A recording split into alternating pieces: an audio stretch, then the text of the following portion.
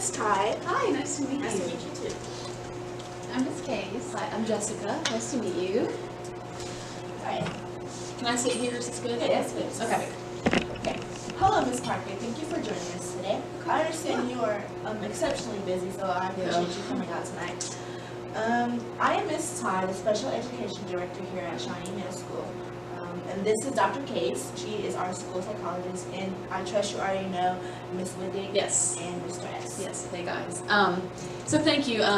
Unfortunately, Sarah cannot be here. She's playing soccer. She loves it. So she's busy. I just dropped her off and just got off work. So I'm here. Oh, that's okay for sure. Mr. S and I will catch her up on things on Monday. Okay. How is she doing with soccer, by the way? She loves it. She loves her buddies. I feel like she shines in her soccer games and practices, so she's doing great, so I'm happy for her. That's good. That's good. Yeah. Yeah. So the reason we are here today is because we have been watching Sarah for some time, Okay. and we have noticed some trends that has come to some concern with us, Oh. both personally and academically. Okay. As you know, Miss Whittick and Mr. S spend the most time with Sarah, and Right. they have some points that they would like to bring up to you. Okay. So, Nice. Miss Parker, your daughter is a joy to have in my class. Good. She That's good. is well behaved and shows great interest in her lessons, specifically science and apparently art. As her name has been brought up by our art teacher, Miss Lou. What Good. I am noticing, however, is a tendency to struggle with the introduction of numbers and mathematics, and frequently becomes frustrated with herself when other students finish their worksheets much more quickly than she does. When she notices or feels like she is dragging behind, she becomes somewhat careless on Okay. her problems and finishes as quickly as possible so that she avoids being confronted by the rest of the class. Right. It took me a little while to notice this pattern, but after seeing the worksheet she turns in, you can clearly see where she stops focusing on getting the correct answer Okay. and focuses more on completing the assignment as quickly as some of the other students. And here is one of the Oh, math okay. example worksheets that she Oh, so has she completed this is so what she far. completed? Yes, so far. Okay. That's one of them. Yes. Okay, I think I see what you're saying. Like she tries to finish quickly and just gets them wrong. Yes. Yeah, like yeah, no, that's, yeah. Oh, Sarah, she knows better. I know she is intelligent. Okay. And is able to follow the curriculum. Okay. But I feel that incorporating an IEP would certainly help her in slowing down and taking more Okay. time to focus on her assignments. Plus, Miss Ty is magnificent with her students, and I feel that she could be a huge benefit to Sarah. Okay. I am in total agreement with Miss Whittick, as I share a lot of time with Sarah as well, and I've noticed some similar trends. See, in my class, Sarah really displays a big interest in creativity and Good, that's storytelling.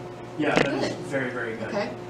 However, there's a downside to this. I can only gather the spark of interest in random bursts, like it's sporadic. See, she has a tendency to avoid me at times. Okay.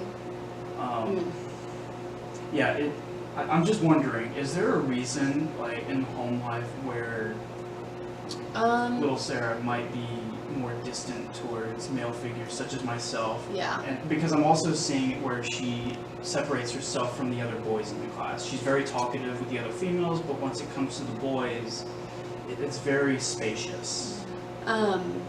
Yes, I've noticed this too, but I think it stems because we had a tragedy in our household like 6 years ago. I think we're both just now beginning to be okay with it, but her father, my husband, passed away during a deployment in Iraq 6 years ago, so that's obviously very hard for us because, you know, she grew up with her father. Her father helped her read, played soccer with her, did everything they loved together, and then all of a sudden he's gone. So I can't imagine what that would be like to be, you know, Sarah's age as a little girl. All of a sudden her father is just gone. So I think that's probably why she probably doesn't trust you. Nothing against you or the boys in her class.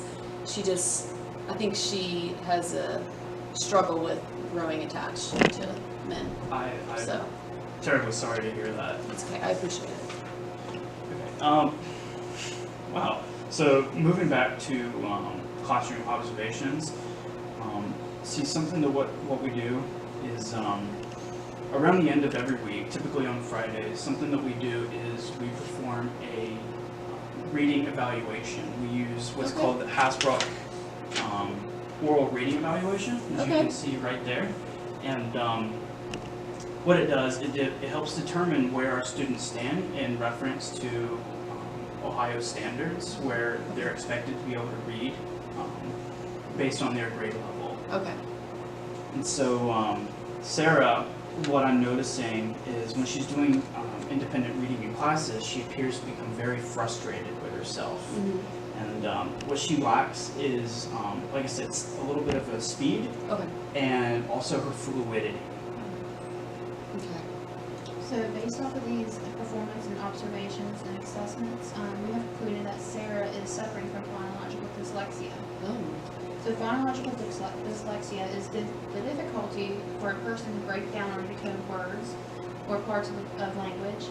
We call this phonemic awareness. Okay. Now, phonemic dyslexia is not a huge problem, Okay. but we do feel that an IEP would prove beneficial for Sarah. Ooh. Okay. This is alright. Now, Ms. Parker, don't think an IEP is a bad thing. Okay. And are certainly nothing to be ashamed or scared of. This Sure. is strictly to help Sarah and provide her a chance to improve her work. We want her to be her very best, and we just want to give her that little extra help.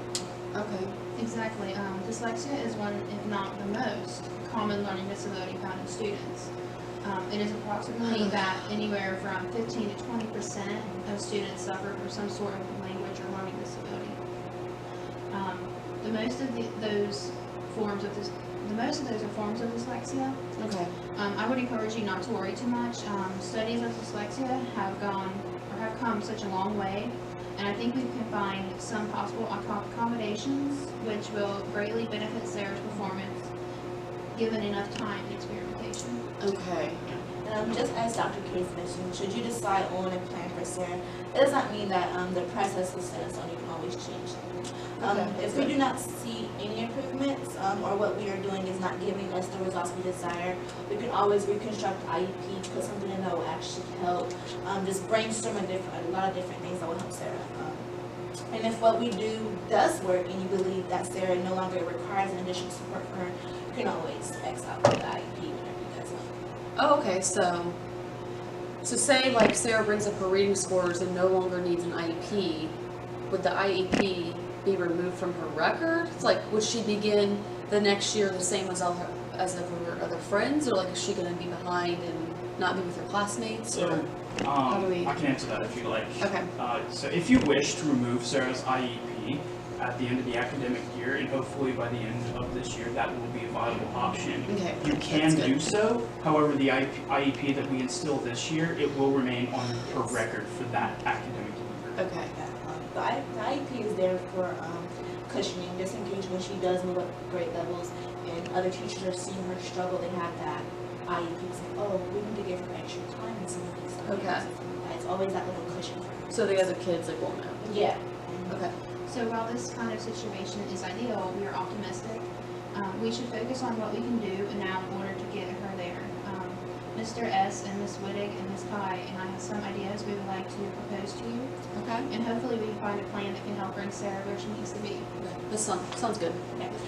Firstly, we need to establish some goals for Sarah.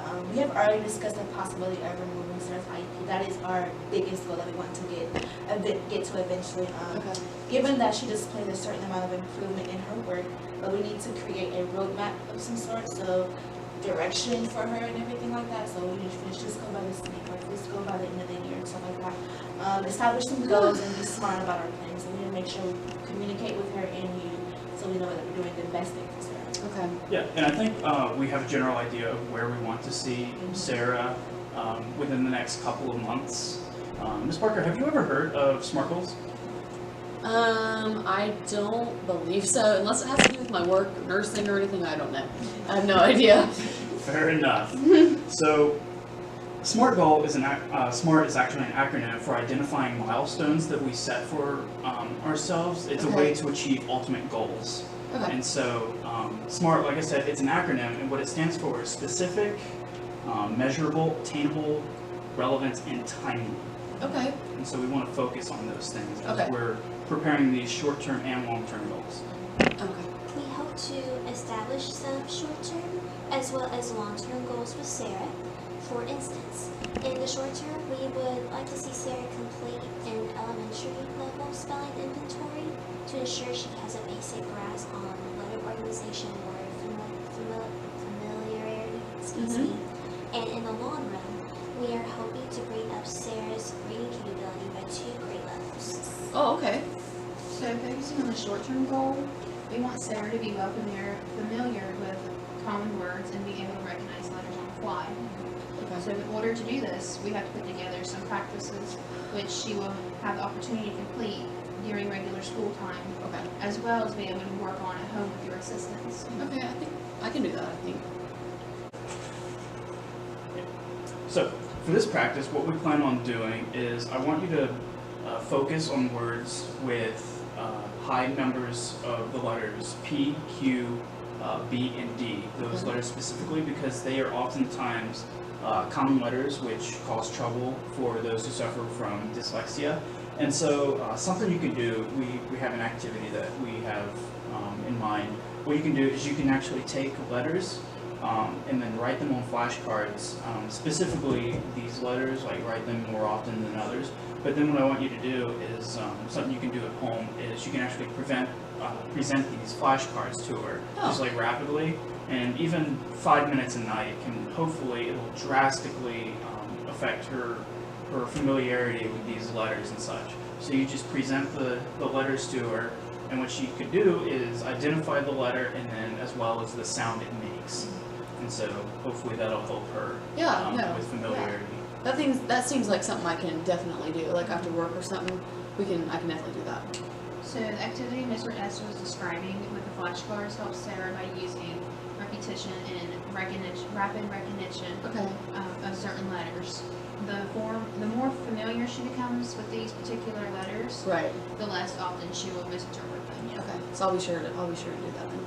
We want to ensure Sarah is both familiar and comfortable with the English alphabet, and completing these inventories will help in increasing fluidity and speed in Sarah's reading, which is ultimately what we want to see from Sarah in the long run. As well as these hopes, we have some accommodations for Sarah as well. So what I have in mind is for my class, we typically read from passages from books, right? Mhm. And so what I have for my class is I've allocated a specific book which Sarah will use during her time in my class. This book is in no way, shape, or form different from the other books that the other students are using, so no worries, she's not going to stand out like a sore thumb. Okay, or right. That's anything what I was like gonna that. ask.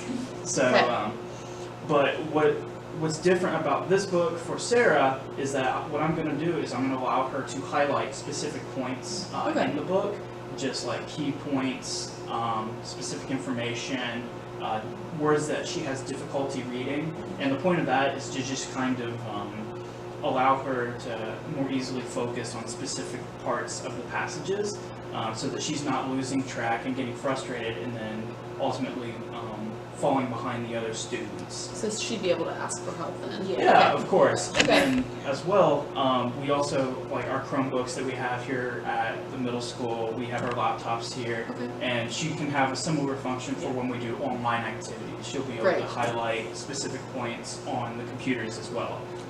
So I like that. she has both analog and digital accommodations there. She's not going to I feel like it. excluded at all. She's going to be included in all of that, the teachers and things too. So. Cool. I like it.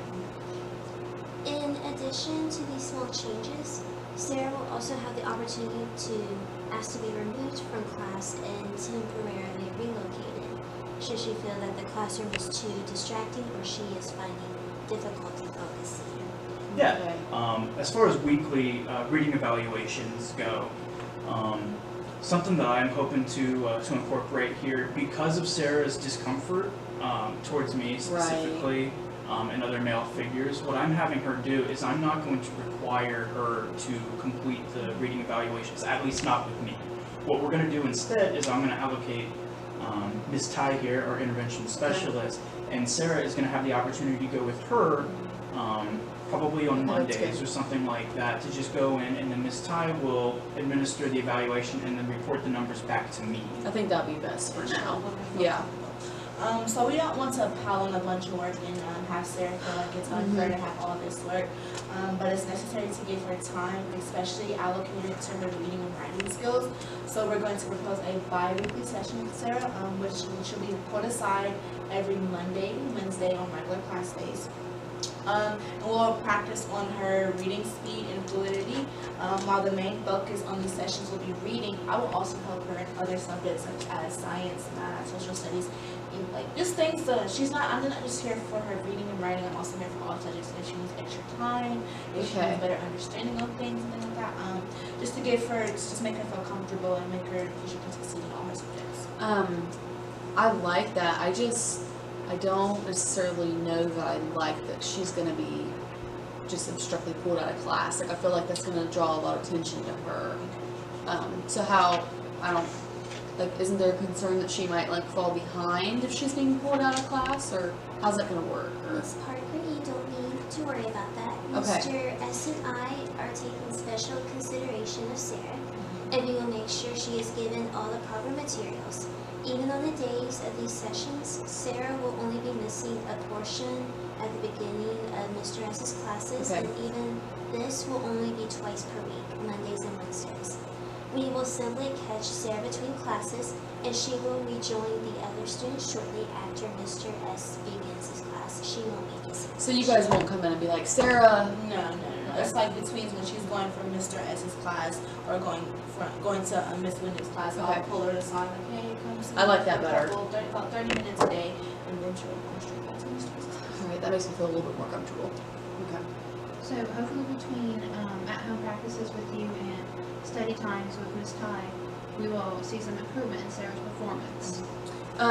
So like, what kind of improvements do you hope to see exactly? I'm not sure. Okay, so if you look here, this is the house block oral reading evaluation, and then this is a graph showing where Sarah is performing.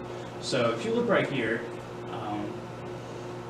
this right here, this line, it shows the standards for reading for the 6th grade level, and then this other dotted line right here, that is the class average.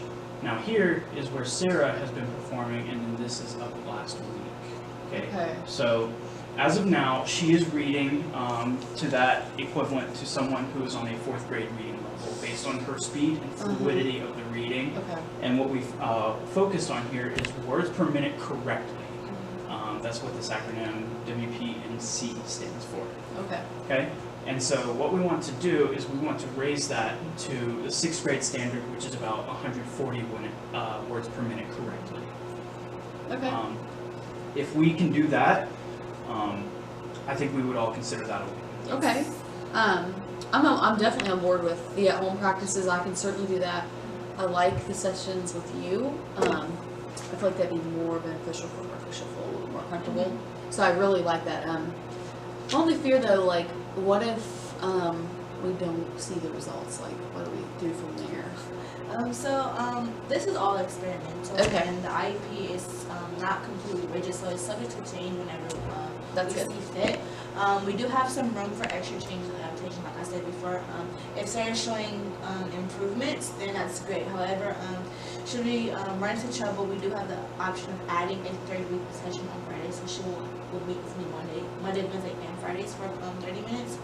Creating class outlines, so this is what you're doing right now, this is what you're doing after, stuff like that to help her and have a schedule of what she's doing throughout the day. Or come up with different home exercises, so instead of just doing the flashcards, you can actually do a reading test at home and just practice with her reading and things like that. In any case, we're here just to help Sarah and just to help her succeed in her school. So that seems like a simple fix if she doesn't improve. Okay, cool. So like, say I have questions like regarding the IEP or Sarah's like stance in the matter, how do I contact you, or can I contact you? Of course, we are Sarah's IEP team. So any of us are here willing to assist you with any questions you might have to our best ability. I think everything we've discussed sounds good. I think I've gotten the majority of it. It's a lot to take in for me. I don't know anything about this, so I appreciate you helping me. But I really appreciate you guys taking the time to like pay attention to her and notice, because this is the first time I've ever heard that she's even struggled with reading or comprehension. So, and I really appreciate that you have taken the time to ask and care about her home life, and it makes me feel good that you guys are here for my daughter. So, I appreciate it. We're advocates for our children, and we like to be a community with their family, not just all about the child. We want to also include the family in there.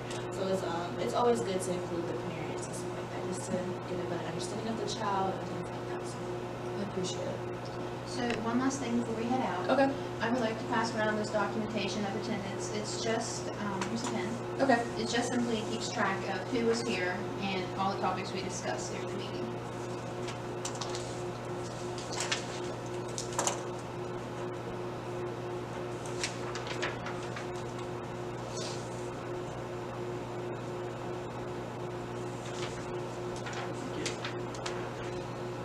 So is that all? Just a signature sheet? That's good. You don't need anything else from me, or okay. Well, if I have any big questions, I'll be sure to reach out to you guys, or if you need anything from me, just call. Okay. Sounds good. I'm gonna go pick up Sarah. All right. Best of luck to her and the rest of her season. Thank you. Thank you. you're welcome. Thank you.